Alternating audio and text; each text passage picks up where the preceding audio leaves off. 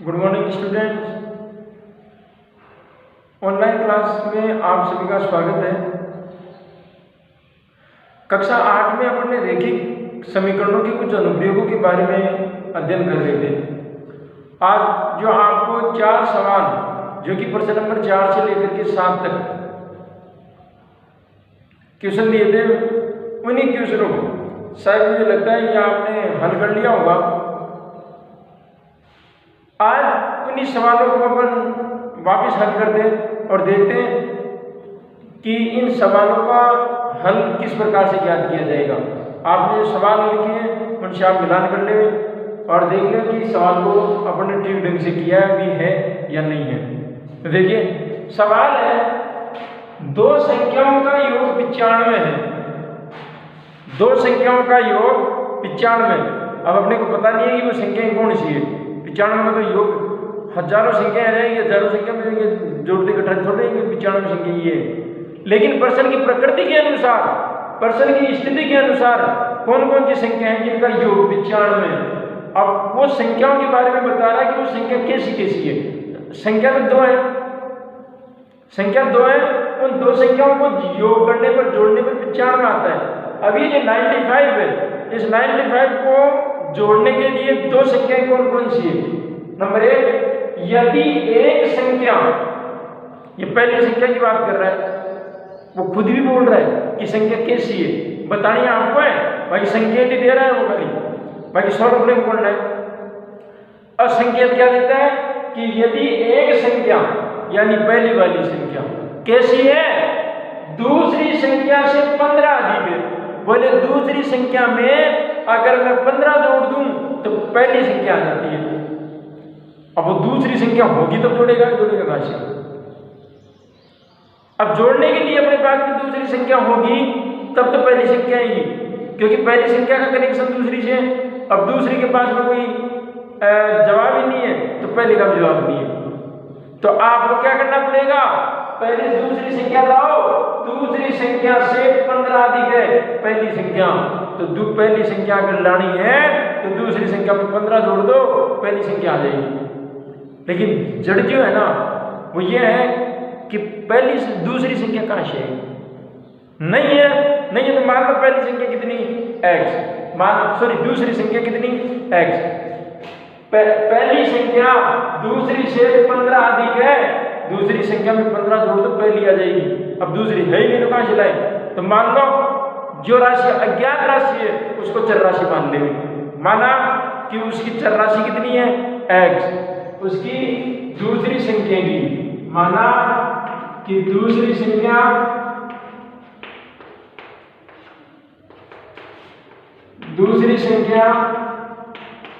x है, दूसरी संख्या x है और दूसरी संख्या से 15 ज्यादा है पहली संख्या, तो पहली संख्या कितनी हो जाएगी। इसलिए पहली संख्या बोले दूसरी संख्या जो x थी, x की 15 ज्यादा है तो 15 जोड़ दो, ये दूसरी संख्या, ये पहली संख्या आ गई। दोनों संख्याएं आ गई, पहली से दूसरी संख्या तो x और पहली संख्या x + 15। दोनों का योग कितना है 95। तो पहली संख्या को दूसरी संख्या को जोड़ दो और बराबर परिणाम दे रखा है 95 आता है, लिख दो। और दोनों संख्याओं का योग दे रखा है, दोनों संख्याओं का योग जो कि 95 दे रखा है। प्रश्नानुसार इसको हल करें।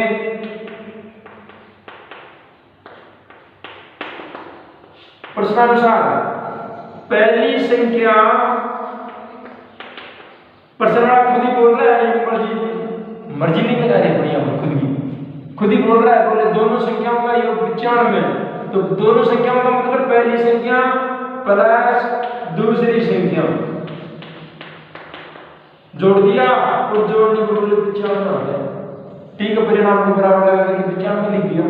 पहली संख्या है x + 15 और प्लस दूसरी संख्या है x, और दोनों संख्याओं को जोड़ने पर कितना आता है 95 आता है। एक सरल समीकरण बन गया। इस सरल समीकरण को सोल्व करो, x की वैल्यू निकालो, x की वैल्यू निकाल दी, दूसरी आएगी, दूसरी में 15 जोड़ दी, पहली आ जाएगी। x प्लस 15 प्लस x बराबर 95। x और x 2x 2x प्लस 15 बराबर 95। पक्षांतर करेंगे और पक्षांतर करने पर ये 15 प्लस का है तो चिन्ह चेंज होकर के दक्षिण पक्ष में आ जाएगा। चिन्ह चेंज होकर के 2x बराबर 95 माइनस 15 तो 2x बराबर कितने हो जाएंगे 80। 2x बराबर 80। अब देखिए ये दो गुना में है, पक्षांतर करने पर किस में हो जाएंगे भाग में। ये 2x गुणा में पक्षांतर करने पर किस में हो जाएंगे भाग में।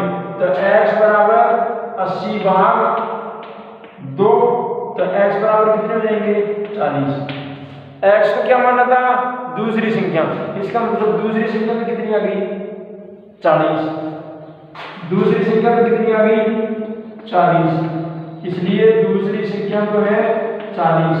और पहली संख्या के लिए क्या कहा बोले 15 ज्यादा है, इसलिए पहली संख्या बोले 15 ज्यादा है यानी दूसरी संख्या से 15। x की वैल्यू रहेगी 40, 40 प्लस 15 बराबर कितने रहेंगे 55। इसका मतलब वो दो संख्याएं कौन सी है, पहली संख्या तो है 55 और दूसरी संख्या है 40 और दोनों को जोड़ने पर 95 होता है। जोड़ो 55 और 40 95 होते हैं। तो इस प्रकार से इसको हल करना था। अगला सवाल, दो संख्याओं का अनुपात 5:3 है। अनुपात ये वास्तविक संख्या ही है। दो संख्याओं का अनुपात 5:3 है। यदि उनमें अंतर अगर 18 है तो वो संख्याएं कितनी है। पहले वाले प्रश्न में योग दिया था कि दो संख्याओं का योग इतना है। अब यहाँ पर दो संख्याओं का अनुपात देख के कह रहा है चलो अनुपात हो तो वास्तविक संख्या बना लेंगे, कोई दिक्कत नहीं है। लेकिन उन संख्याओं में अंतर 18 है। अंतर कब आता है जब हम किसी दो मानों को आपस में घटाते हैं। बड़े मान में से छोटे मान को क्या करते हैं घटाते हैं, तभी अंतर आता है। योग जोड़ने पर आता है, विभाजन भाग करने पर आता है, किसी मान में बढ़ती मल्टीप्लाई गुणा होता है। तो ये चीजें हैं। दो संख्याओं का अनुपात 5:3 है। माना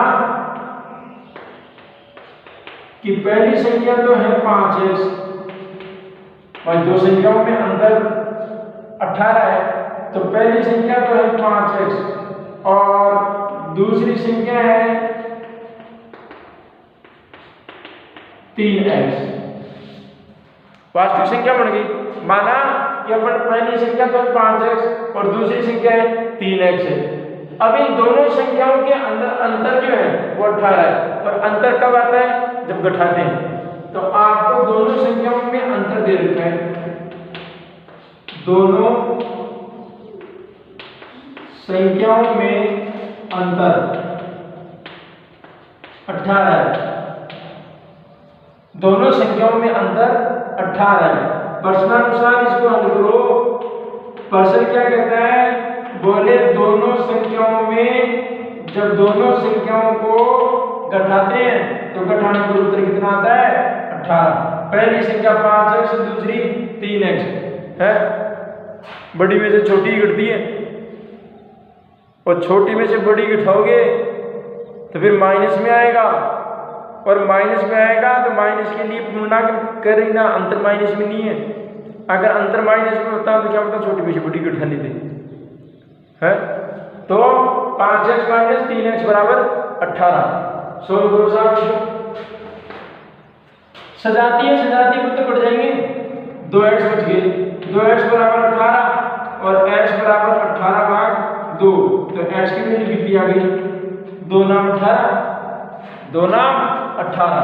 अब संख्या निकालो साहब। संख्या निकालेंगे। पहली संख्या को माना था 5x। पहली संख्या में क्या माना था 5x और x की वैल्यू आ गई अपने पास में।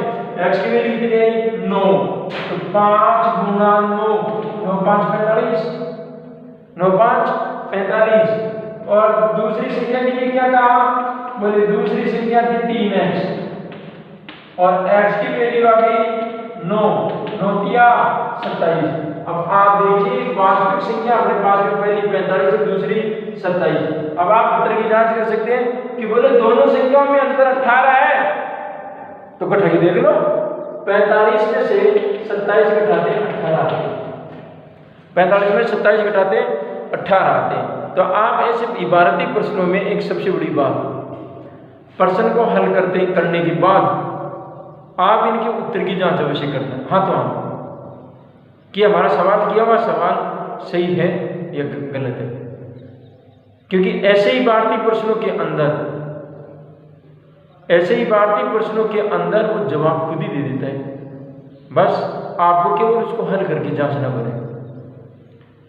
आप प्रश्न को पहले पढ़िए, 1 नहीं 2 नहीं 3 बार पढ़िए, जब तक समझ में नहीं आता तब पढ़ते रहिए। उस प्रश्न को पढ़ने के बाद आपको लगता है कि ये सवाल या ये हल इस तरीके से आ सकता है, ऐसा समीकरण बनाने पर आ सकता है, तो आप बनाएं।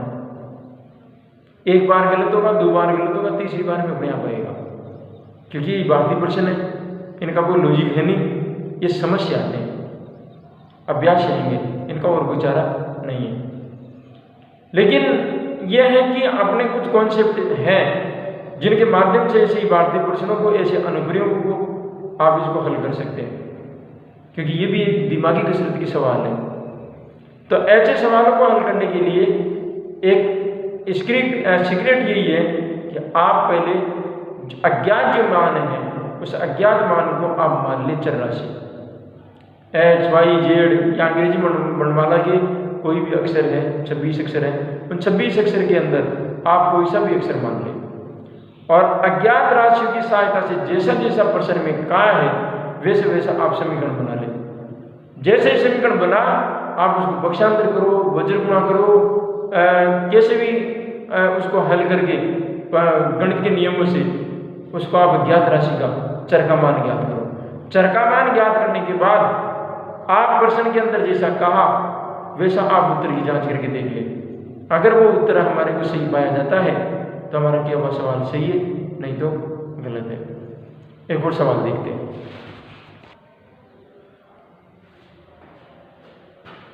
तीन लगातार पूर्णांकों का योग 51 है।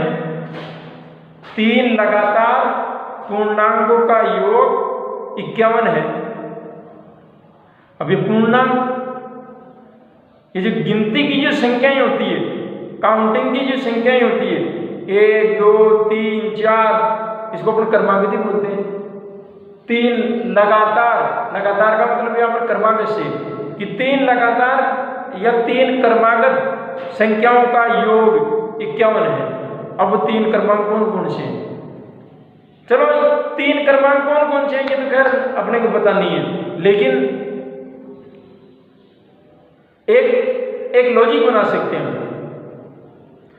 कि अगर प्राकृतिक संख्या में लगातार संख्याओं के अंदर एक संख्या के अंदर अगर मैं 1 जोड़ दूं, अगली संख्या आती है, अगली संख्या में फिर 1 जोड़ दूं, अगली गिनती की संख्या आती है। गिनती की संख्या कंटिन्यू होती है, 1 2 3 4 5 6 7 8 9 10, उसके बाद 11 12 13 14 15 16, तो ये क्रमागत है, लगातार है। तो मुझे अगर अगली संख्या लेनी है तो मैं क्या करूंगा, पहली वाली संख्या में 1 जोड़ूंगा, 1 जोड़ते आगे वाली संख्या आ जाएगी।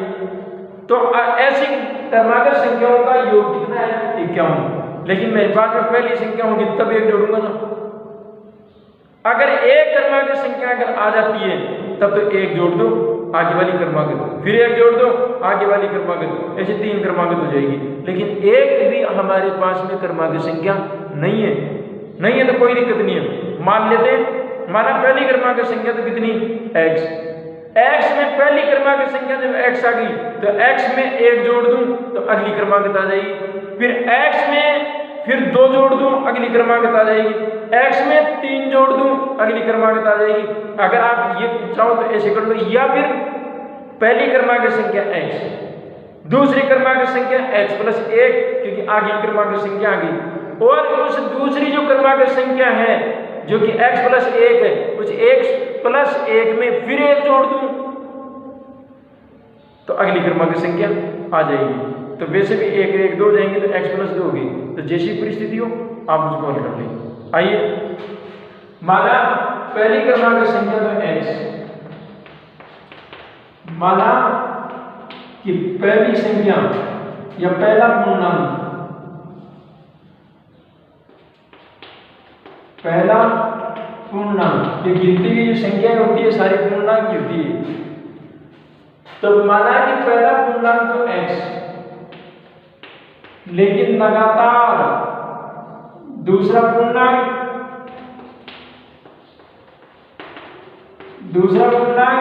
x प्लस 1, तीसरा पूर्णांक x प्लस 2, या तो x प्लस 2 लिख दो, या फिर अगला अगर क्रमागत चाहिए, दूसरा क्रमागत चाहिए, तो दूसरे क्रमागत में मैं एक और जोड़ दूं, तीसरा क्रमागत, उसके बाद ये तीसरा क्रमागत आ गया, चौथा क्रमागत चाहिए 1 प्लस 1 प्लस 1। भाई गिनती की संख्या में एक का ही तो अंतर होता है, तो एक का अंतर होता है तो एक तो जोड़ते जाओ, अगला क्रमागत आता जाएगा, अगला पूर्णांक आता जाएगा। वैसे यहाँ पर भी पहला पूर्णांक x, दूसरा पूर्णांक 1 जोड़ दिया, अगला आ गया, फिर 2 जोड़ देंगे, अगला आ जाएगा, 3 जोड़ दो, अगला पूर्णांक आ जाएगा। तो ऐसे पूर्णांक कंटिन्यू चलते रहेंगे। तो ये 3 क्रमागत आ गई, और तीनों पूर्णांकों का योग क्या बने, तीनों पूर्णांकों का योग 51 है। आप उसको प्रश्नानुसार रखेंगे। प्रश्नानुसार पहला पूर्णांक प्लस दूसरा पूर्णांक प्लस तीसरा पूर्णांक, इनको जोड़ो और योग जोड़ने पे कितने आते हैं 51। ब्रैकेट का चिन्ह हटाओ, ब्रैकेट का चिन्ह हटा करके सजातीय पदों को जोड़ो, विजातीय पदों को जोड़ो। x प्लस 1 और x प्लस 2 बराबर 51, बराबर 51। ये x ये सजातीय पद जुड़ेंगे, 3x हो गए, 3x प्लस ये भी अचर राशियां के साथ जुड़ेगी, 2 1 3 बराबर 51। पक्षांतर करूंगा, पक्षांतर करने पर ये 3 प्लस का है, पक्षांतर करने पर माइनस का। तो देखिए 3x बराबर 51 माइनस 3x बराबर 48 बच गए, 3x बराबर 48। हल कीजिए आगे, तो x बराबर 48 भाग 3, तो x बराबर 3 × 3 और 3 × 18। इसका मतलब x को क्या माना था, पहला पूर्णांक, तो पहला पूर्णांक तो x 16, तो पहला पूर्णांक तो 16, दूसरा पूर्णांक कितना था x प्लस 1, तो x की वैल्यू 16 में जोड़ेंगे तो 17। तीसरा पूर्णांक x प्लस 2, x की वैल्यू आ गई 16 में 2 जोड़ेंगे 18। ये भी कंटिन्यू है, लगातार है, 16 17 18, इन तीनों को जोड़ेंगे तो योग इनका 51 आता है। योग करके देखिए हम 51 आता है। ऐसे ही 8 के 3 गुणज, पहला गुणज x, दूसरा गुणज x प्लस 8, तीसरा गुणज x प्लस 16, x प्लस 16। 8 के टेबल के अंदर 8 के पहाड़े में आने वाली जो संख्याएं हैं वो सारी 8 के गुणज ही, वो 8 की क्रमांक संख्याएं, x की राशि में 8 के पहाड़े जोड़ते जाओ, अपने आप अगला क्रमांक आता जाएगा। और तीनों का योग दे रखा है आपको 8 रुपये जी। सेम इसी तरीके का सवाल है, आप हल कर सकते हैं इसको आसानी से। आपको क्वेश्चन दिए जा रहे हैं, उन क्वेश्चनों को आपको सोल्व करना है। यहाँ आपको 3 सवाल है, इन 3 सवालों को आपको सोल्व करना है और एक सरल समीकरण बनाना है, सरल समीकरण बना करके इसको सोल्व करना है।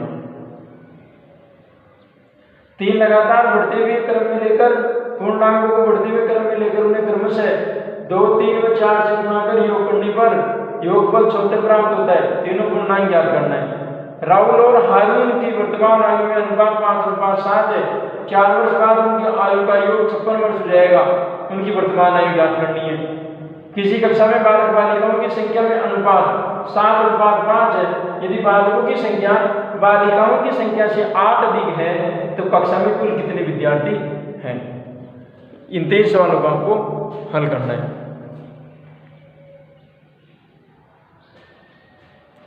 धन्यवाद।